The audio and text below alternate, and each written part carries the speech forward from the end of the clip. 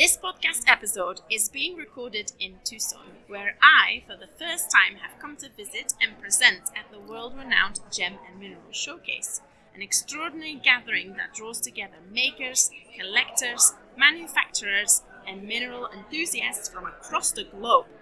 This desert city annually transforms in a place where jewelry, geology, craft, and industry converge, and where the Society of North American Goldsmiths, or SNAG, in line with its strong reputation, takes the stage to champion jewelry practice, community, and professional development. In a moment when international travel isn't always simple or sustainable, there is something truly special about finding ways to connect across continents, whether that's through digital platforms, shared exhibitions, or events that blend in-person encounters with accessible online reach. And SNAG has long been at the forefront of creating bridges between makers and audiences across the world. To understand more about the organization's role within the Tucson Gem and Mineral Showcase, and to hear about SNAG's mission in supporting jewelers, metalsmiths, and designers worldwide, I'm delighted to speak to Brienne Rosner. Brienne is not only a leader within SNAG, but also a maker in her own right, with a deep interest in how jewelry is created, framed, and experienced. So, without further ado, welcome, Brienne.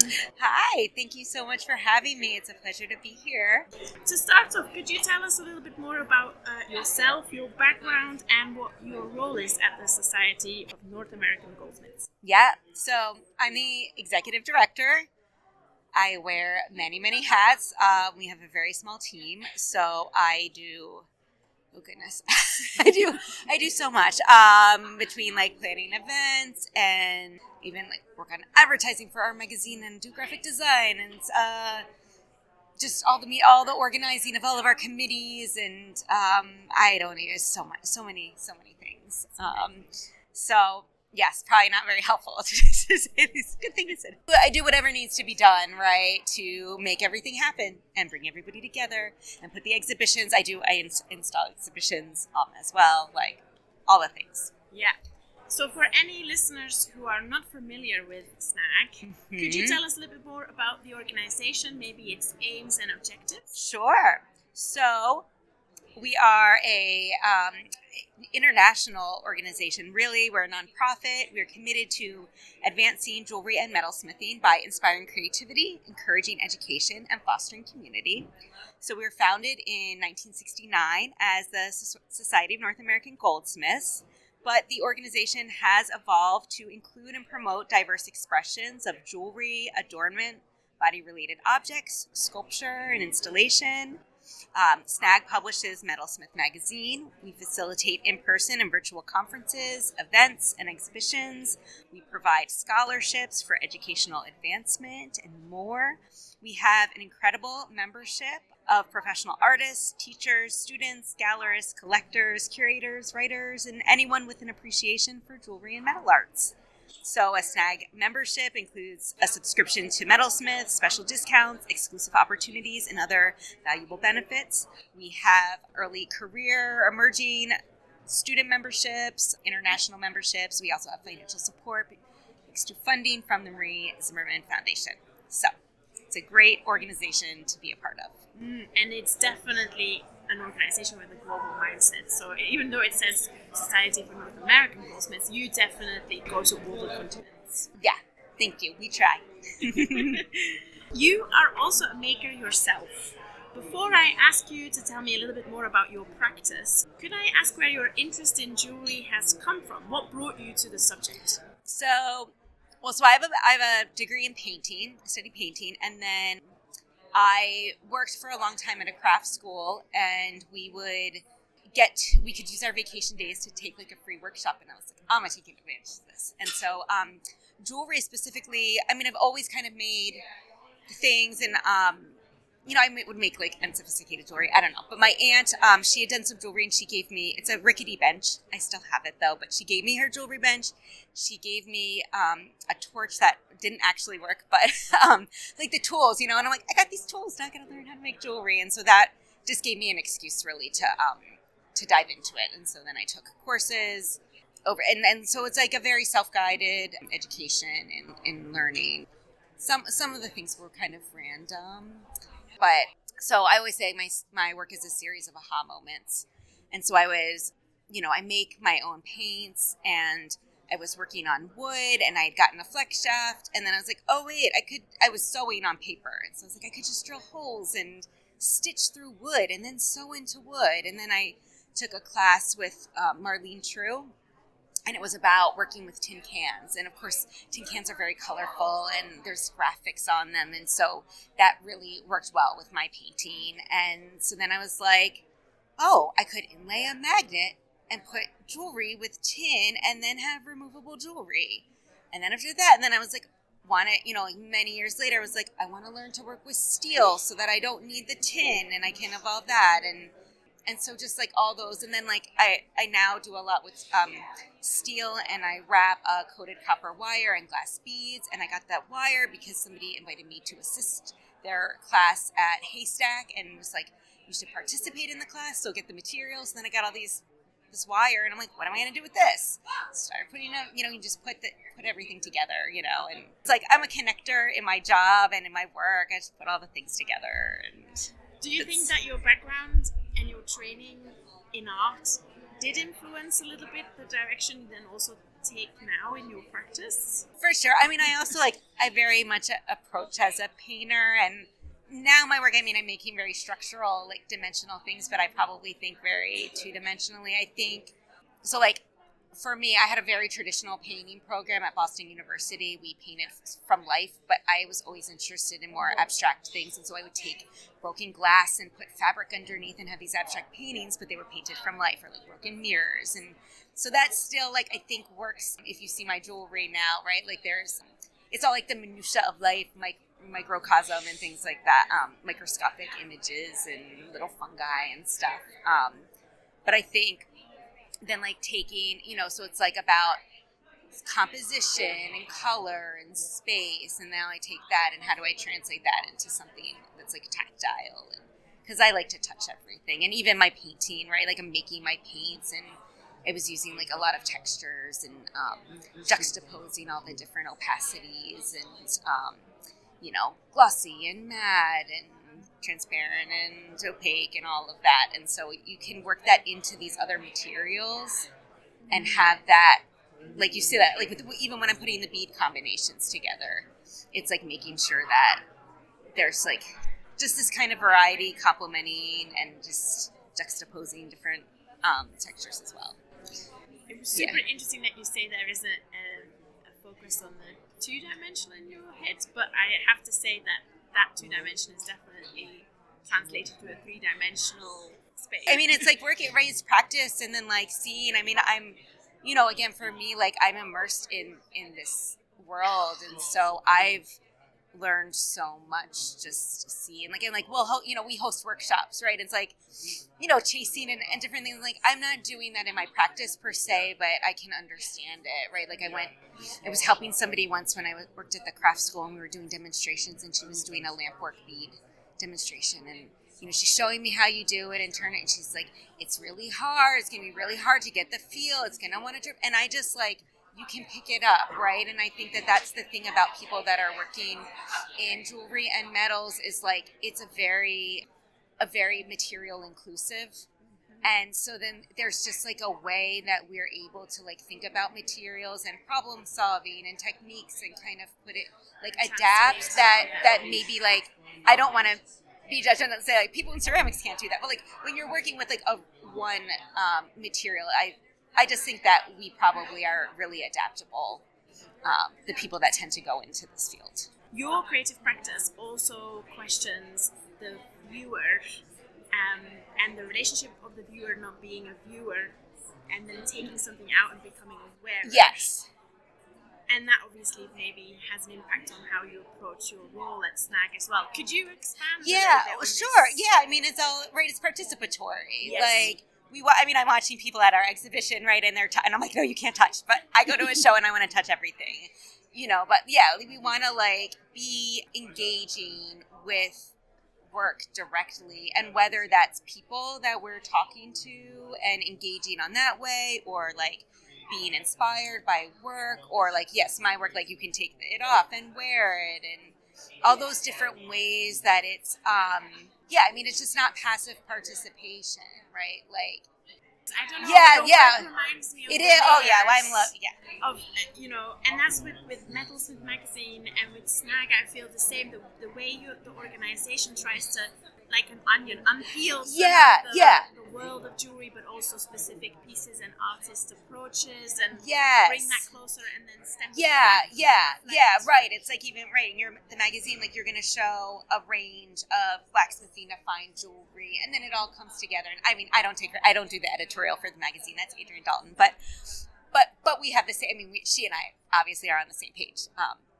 And work very closely. And so, yes, it's that idea of like you're bringing everything together, but then you have, again, that like compartmentalization, and you have all of these pieces that come together to make the whole, but then each of them has their own like detail, right? Like I'm so detail oriented. So it's like, and again, back to like macrocosm, microcosm, big run, and then you get into these little things, and you have all these little elements, and then they come together. And even on some of my like more production stuff, like I have a whole like it's just called like elemental series, and it's just different shapes, different sizes, different like thicknesses of wire gauge, and bringing them together in really interesting ways. That's really playful and active. So yeah, it's the same sensibility for sure. That's me. We are currently speaking in Tucson. Yes. The location of the Gem and Mineral Showcase, for which SNAG organizes events each year. For those who may not know, could you briefly explain what the Tucson Gem and Mineral Showcase is and why it is such an important event for the jewelry community? Yeah, I mean, I've come here, so it's my 4th year. I am always like, you need to come here to experience it yourself. It is not a gem and mineral show. I think it's like 50 or 80 shows. The range of super high-end, wholesale trade gem shows, and then just crazy. I love like the specimens, but then there's like finished product. Like I love these like huge. They're like lights that made of big slabs of stone, and there's like fossilized thing. It's just like everything. It's everything and all around. And there's really like fun. I think too the way that the shows. You might have like more like a museum setting show, or again like a convention center trade show, and then there's like motels where you can open, they're like in the parking lot and then in the hotel rooms, and you can go into a little room and there's no beds, there's just like showcases and stuff. And so it's just, there's just so much variety, and right, like it's your first time, right? You're just like, you can't even describe it to people. And the size of it as well, because the tents here, the pop-ups are the scale is insane. There's really so much to be seen. And it's funny, like this year I went to one show which I won't name it, but I do not recommend it. I was disappointed. It was the only show I got to go to, and I was like, but I was this year I buy like little specimens for inspiration. If they're realistic, maybe you would use them in jewelry, but I wasn't like I bought stones, and I haven't even made jewelry with the stones, so I was like, I don't need to buy more stones. Then I was like, there were some really cool ones, but they want to sell you the entire tray. And they don't care, right? They're just like, they don't care. And so then I couldn't buy them, So I'm like, what am I going to do with an entire tray of these stones? I don't want to spend $90. I just want to look. Like, I'll spend $20. Can I get like 5 pieces? And they couldn't do it. And so, yeah, it's like that. It's just like a crazy, crazy place. So if you're traveling here in the future, you better think about luggage. Yeah, right. For sure. Super interesting. Yeah. This year's SNAG Tucson takes place from February 5th to the 7th. We have the first day at Cathedral Square Center. Could you walk us through what attendees can expect? Yeah, so this is the only event during the Tucson Gem Show dedicated to tools, equipment, materials, and education. So we have mostly, our vendors here are selling tools and equipment. They're very knowledgeable. It's not a huge show, so it's really intimate. You can come and really get that hands-on experience. There's people here. We've got like Corky Bolton from Metalsmith Society and some other folks that are here doing demonstrations, so meeting them. And so it's just like a really fun event. We do a pop-up member exhibition called Mineral Minded. So we've got about 20 pieces on display. And then we also have some talks and demonstrations. We'll have artist talks on Saturday, as well as an artist market. that we do that's open to the public. The event is free and open to the public, so anybody can come, and we hope that you'll come check it out. It's our third. We did like 4 years ago. We did a very small event at a different location. We took people on a tour, but just to like get our feet wet, and then this is our third year at this venue during this event. The venue is very impressive. Yeah. Very nice space. Yeah. And super central to all the other exhibits. It's right downtown. It's a great location. It grows a little bit more every year. So let's talk about the Mineral Minded exhibition. So you've selected artists from your membership. Can you tell us a little bit more about the idea behind the exhibit? Yeah. So we renamed it. I think we did 2 years. We called it Bring on the Gems. And then we wanted to make it feel maybe a little bit more inclusive of all kinds of gems and minerals, because it is anything that, but the exhibition showcases pieces with gems, pearls, minerals, or rocks of any and all types, traditional, non-traditional, and avant-garde uses of these materials in adornment are featured. So this year, I think everything is jewelry, but we've had sculpture in the past as well. I remember one year, somebody was using PLA, like 3D printed, but diamond shapes. So it wasn't even actual gemstones, but it was gem-ish. So, just really, I think all of our exhibitions in general try to really show a breadth of work and interpretations. We have guest jurors, so we had E.G. Lee and Sam Patania. Sam's actually here exhibiting his cabochon bezel special patented thing. But they juried and they made the selections. So, yeah, it's a very fun show. Do you want to pick a favorite? I don't have. That's very I hard can't to do, anyway. I mean, I have to say that the piece that's on the poster is very beautiful. The necklace with Well, I will say, it's fun this year. There were 3 pieces that have that, you can tell more about, like a fluorescent kind of light. Yes. So Sophie's piece is like in this great light box that's making it glow. And then Chapin Dimon has like a black light to shine, and then you shine the light on the ring, and the ring is beautiful without the light, but then it's suddenly glowing. And Mallory Weston also has like a fluorescence. The black light didn't work on it. I tried. So I'm not sure what you need, but her photo, which you can see if you go on our website, shows it really glowing blue.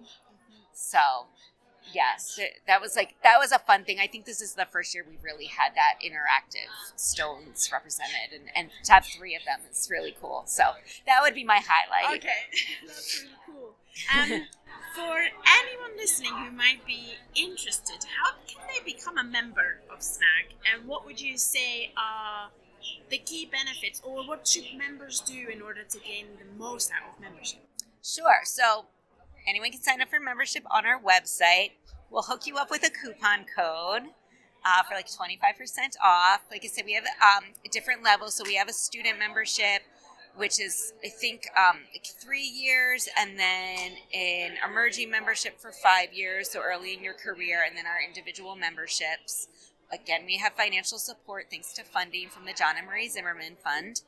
And we have so many benefits. So there's like some of the, benefits, like you get discounts to all of our programs. We have some corporate benefits, although I'm not sure if they work internationally. Apologies there. Let's find you some. We'll work on that.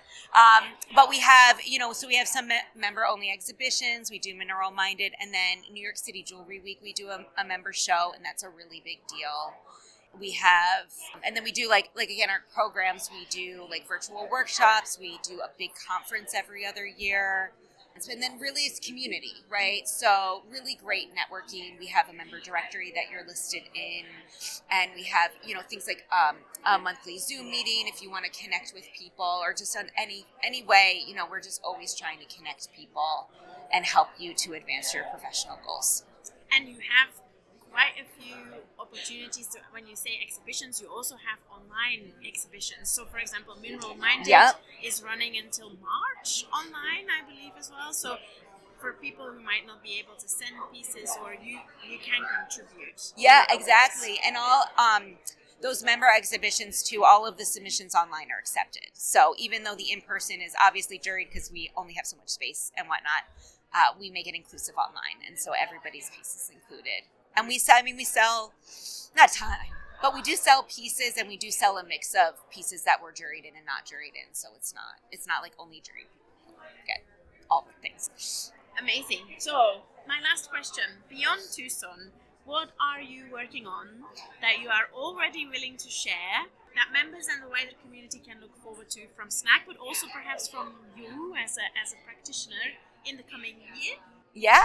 Well, SNAG, so we are, now that this will be behind us soon, I mean, we've been working diligently on planning our conference in Detroit in June 2026. We're really excited about that. Got some other things that we're kind of working on. We will have a curatorial call as part of our membership thing. I've been pushing that down because we haven't had capacity to plan that, but we will. It's on the docket. So we'll have that, and then people, curators or artists with ideas can submit their proposals. And we do that like at our conference. We have Adorned Spaces, which has a lot of pop-up exhibitions. We had a record number this year. We tried to find more space. We're at Wayne State, and we're using classrooms, and we were trying to find more classrooms, but we needed ones that lock, and so we couldn't take all the shows that we wanted, but that was really exciting. So we have that coming up. We're going to have a summer and fall workshop series. We've been doing these workshopping with, so we will be meeting soon to talk about all the people we want to invite for that. We had a lot of people that started as a fundraiser with our board members and volunteering their time and expertise to raise money for us. We've had folks like Jack DeSilva. Jack DeSilva will probably do another workshop. It's like his fourth one. He just keeps asking, can I do a workshop? Can I have it be long? Or because we're 45 minutes, is like what we're asking. But he's like, can I make it 3 or 4 hours? Sure, and it's recorded, and people really love them, and he's been very generous, so they're really great. So we'll have them. We're also planning to do an event in Canada, in Halifax in 2027. So we are, North American Goldsmiths, we tend to be U.S. centric. Just some of that is it's hard even to think about our conferences and bringing all the vendors there and everything, but this will be in Canada. We've got a great planning committee. We're really excited for that. So nobody knows about that yet except our board, who said, yes, you can move forward on it. So nothing official, but we're very excited, but you get it first. Yeah, so those are some big things coming up. Yeah. Jewelry, of course, is never just about materials. It's about context, connection, and the stories we choose to share. Speaking with Brienne today has been a wonderful reminder of how organizations like SNAG help sustain those connections, supporting makers across borders, nurturing dialogue, and offering platforms where contemporary jewelry can evolve, experiment, and thrive. At a time when many of us are thinking carefully about how and when and why perhaps we travel, it feels even more meaningful to gather, whether in Tucson online or through conversations like this one, to reflect on the challenges and possibilities facing our field. SNAG's presence at the Tucson Gem and Mineral Showcase demonstrates just how powerful these moments of exchange can be and how they connect communities that might otherwise feel far apart. Brienne, thank you so much for sharing your insights, your experience, and your passion for supporting the jewelry community. I mean, it's been a pleasure speaking with you today. I can't thank you enough for everything you do for the field. Oh, well, thank you so much. It's been such a delight to talk with you today. Next month, I'll be inviting another guest to watch this space to find out who it is. But for now, this was Sophie Boons for the BHA podcast episode titled A Tucson Gathering. Thank you for listening and have a wonderful day.